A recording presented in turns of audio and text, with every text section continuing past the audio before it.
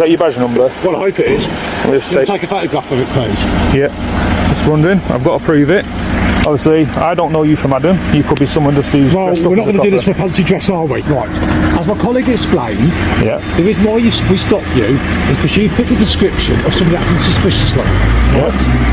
Now, you've given a legitimate reason why you're here. Yeah. Right. But we need to see some ID and some proof that you are here legitimately. No, I understand that. Can we see that, please? I understand that, but on another term, I have actually got human rights. Is that your vehicle there? Nope. Okay. So, what form of identification have you got on you to say you're actually canvassing? I've got ID on me, but I don't have to legally show it because I've not committed a crime. Right. Obviously, if you... We've had a phone call about, like I said, a suspicious male, so we need to ascertain whether you are, you say you are, but I take it you're not going to give us your name. I get this every week. Verify. Yeah, but you've got to appreciate, we get calls from members. No, I understand that, but I'm doing a job, I'm paying me taxes, I'm earning money. Yeah. I mean, I don't understand, I have not committed a crime. If you were calling us, surely you'd want us to follow it up, wouldn't you? That's why we've been sent here, to follow it up, we want to be rest assured when we leave here today that you're not up to it. Before we dive into this showdown, let's set the stage, because what you're about to witness isn't just a routine police interaction. This is one of those encounters where the atmosphere shifts fast. We've got an auditor who knows his rights inside and out, and officers who appear determined to challenge that knowledge from the moment they arrive. You'll hear repeated attempts to pressure him into giving ID without a crime, without suspicion, and without legal grounds. And as tension builds, the conversation exposes something far deeper: the imbalance of power, the misuse of authority, and how quickly an everyday situation can escalate when officers refuse to acknowledge the limits of their own powers. Pay close attention to the subtleties, the tone, the contradictions, the defensiveness, the shifting justifications.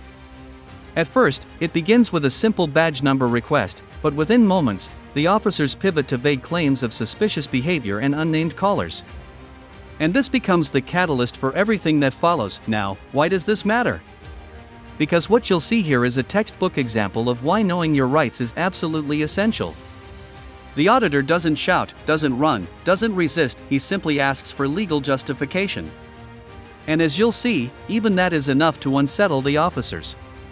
By the end of this video, the consequences of their actions will shock you, including criminal court findings, suspensions, and even termination. So buckle up, because this interaction is about to unfold step by step, exposing how fragile authority becomes when it's questioned, and how powerful it is when the public stands firm on lawful ground. Well, you can ring SafeStar and you can ask them if you've got canvases in this area and they'll validate who I am. And what's obviously, I'm not giving it out. Well, when I ring up SafeStar UK and say you've got canvases and they say they know I'm in this office, they know I'm around here. Because we get issued to a certain area and they keep both names of the people. So where's your ID card? It is on me, but I don't have to show it. I've not committed a crime. We're going round in circles here, aren't we, chap? No, I don't mean human rights, mate. I've not committed a crime. Obviously, you're putting me under alarm and distress now. You both cover it going round there. Obviously, you're trying to say that I have to show my ID. You're putting me under alarm and distress. This moment right here sets the foundation for the entire conflict. Notice how the officer insists they need to see some ID purely because of a vague report of someone acting suspiciously. But suspicious in what way? Suspicious of what crime? No details, no specifics, yet they proceed as if suspicion alone equals authority. The auditor, on the other hand, clearly states he's working, clearly states he understands why they approached, and even acknowledges their role, but he also knows the law. In the UK, without reasonable suspicion of a specific offence, there is no legal requirement to hand over ID. This is where many people unknowingly surrender their rights, but here the auditor holds the line. And already you can sense the officers aren't used to someone who pushes back legally. That tension you feel? It's the moment the power dynamic begins to shift, and the officers don't like it. Okay. I said, but if you're walking around with a police uniform which gives you powers... Stop going on about YouTube, it's like this public servant, okay?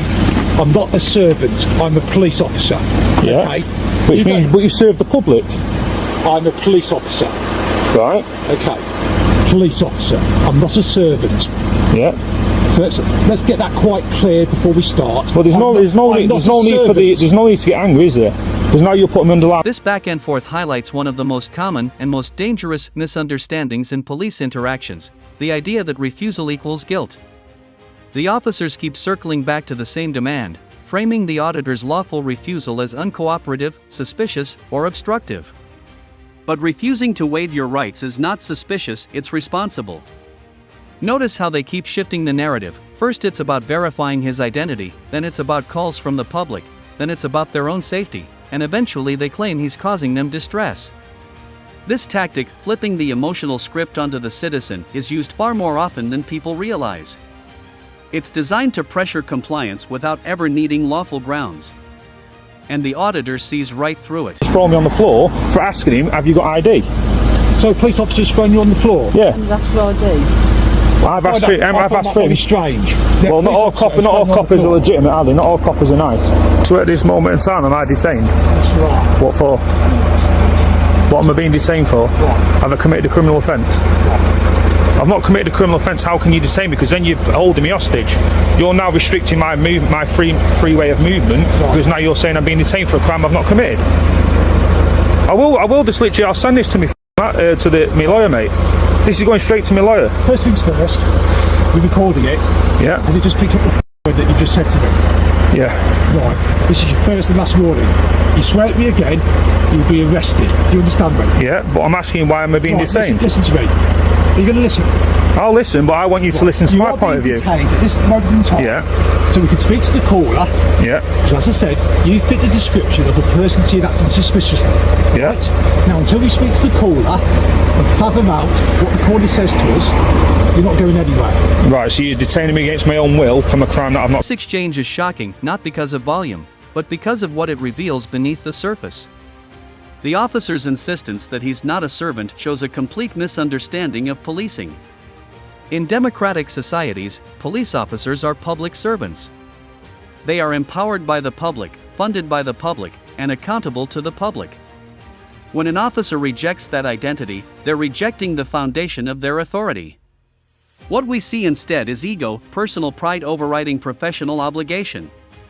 And as soon as that mindset enters the conversation, the interaction becomes less about safety or investigation and more about dominance.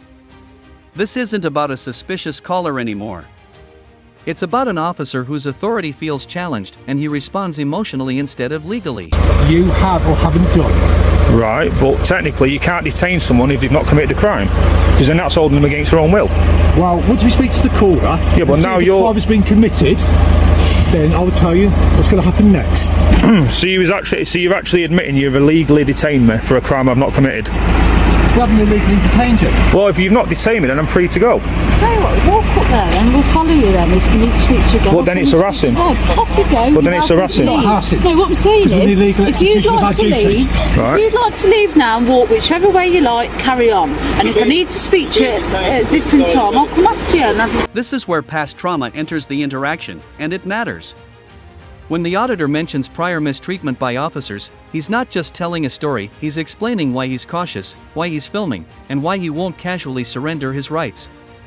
But instead of acknowledging that concern or de-escalating, the officer immediately threatens arrest over a single word he misinterprets as swearing. This is a common escalation tactic: shift the conversation from legal justification to emotional control. By fixating on tone instead of law, officers can create new grounds for detention. But here, it doesn't work. The auditor stays calm, focused, and grounded in legality. His composure is a major reason this encounter. Complaining to IPCC. That's fine. That's fine. Because obviously you're illegally detaining me for a crime I've not committed. So obviously, like I'm going to ask again, am I being detained for a crime? Because obviously now no one's answering. If I'm not being detained for a crime... I'm just in the process of speaking to your manager. Right. If you'd like to walk away, you are free to walk away. And if that's the thing as a crime, I will come after you, won't I? It's up to you, sir. I'm not going to turn me back. I'm not going to turn me back on officers so you can body slam me. Do what you'd like. I don't think I'm capable of body Hey, there's police out there that body slam people for the fun of it. when he's asking for an officer's ID. So you've illegally detained me, you call me a liar.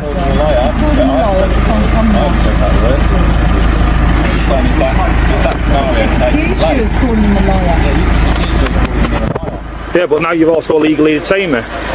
So wait until IPC. Why are we going around in circles? Twice I've said, if you'd like to walk away, walk away. Well, just for the camera, have I been committed as a crime? Black trousers, I'm black just trousers. saying that now. Right, so I've not committed a crime, so... Safe style UK law. Well, you've given me permission to walk away. I'm not, mate. I'm not, mate. Now you're making lies about me. You've also illegally detained me, like I said before, when he says you're now detained. What for what crime? He couldn't give me a crime. So he's legally detained me on the spot. He's also kept me hostage.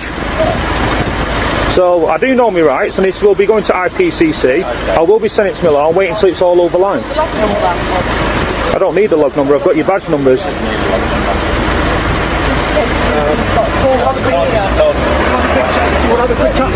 Because I don't trust it. I don't trust the fact I can walk away with you. I've been saying this for ID in the first instance. I don't think it would have taken this long. So when you're talking about being... Yeah, but my right, I don't have to show my... This is one of the most incriminating statements in the entire interaction. The officer openly admits he's detaining the auditor not because of a crime, not because of reasonable suspicion, but simply because he wants to speak to the caller. That is not lawful grounds. In fact, detaining someone while you search for justification is backwards. The justification must come first. This is the moment the officer crosses from overreach into outright illegality. And what's worse is how casually he says it, as if this procedure is completely normal. This is why recordings matter. Without this footage, it becomes the officer's word versus the citizen's. But here, the admission is undeniable, and it's exactly why this case ended up in court. Before you get that urge. Yeah. Okay. So, that's what I said.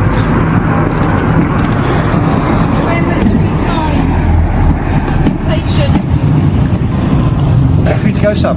Yeah, I'm just waiting for you to leave. I took them to a criminal court and a civil court. At the criminal court, I was awarded £35,000 because of the incorrect ways and the way they did the jobs, which was performed illegally. Officer Stephen Haynes, PC Jarvis and PC Warwick. One of them was suspended for 2 months with further investigation. One of them was fired, and the other one was given a slap on the wrist and was allowed to still do the job, but under... By this point, the officers are scrambling.